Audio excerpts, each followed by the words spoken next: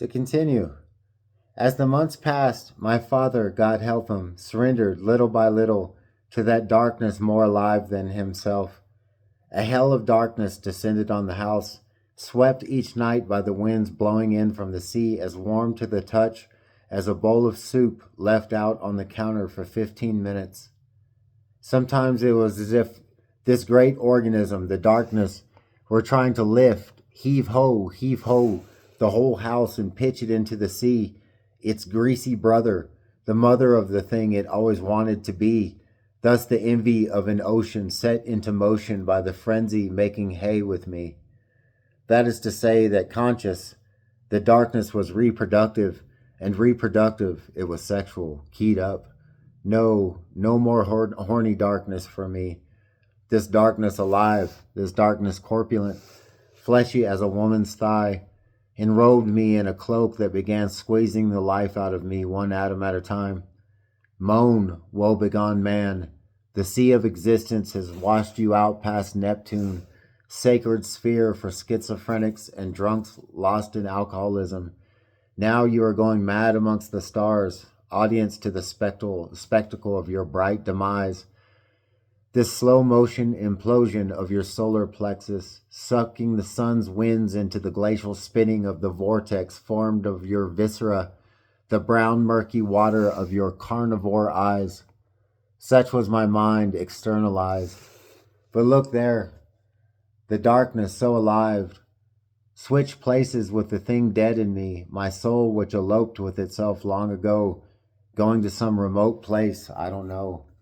Now the darkness which for weeks had been coming alive, fomenting a dark sagacity which it filched from the wise, filled up the place vacated by my soul, the coward who abandoned my body, leaving me orphan in a world dense with compacted cruelty, the rule being that it wasn't enough to sit, one must knock the next guy off his stool. Once inside me, that darkness, filler, fodder, the very black flesh of night soldered to the agony of my interior,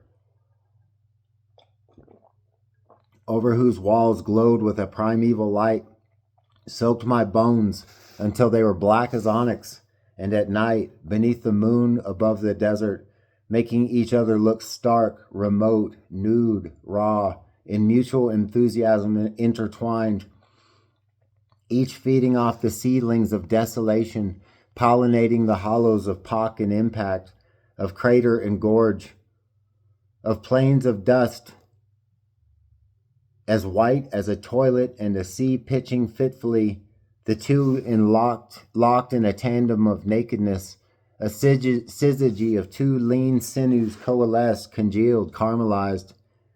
The sea had taken my mother.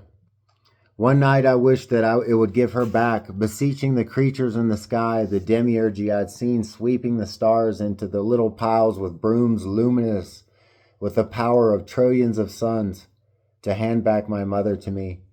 Towards this end I polished a mirror bright and looked at it with the back of my head, my eyes open but vacuous with a form of emptiness of the rarest kind, an emptiness within emptiness, a formlessness within form, and vice versa.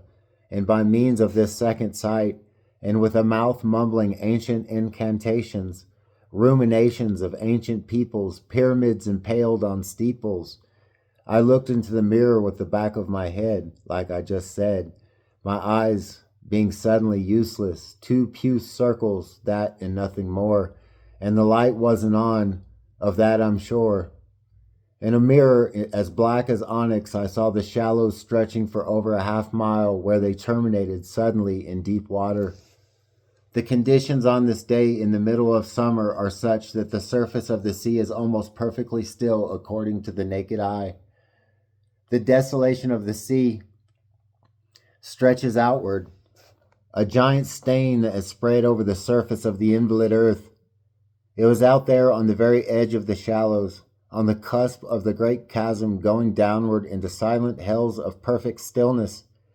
The surface of the water, as motionless and flat as a mirror lying on the floor, that I saw the surface utterly flat and motionless part very gently, with an incising along a strict line, The crown of a human head emerging from the deeps.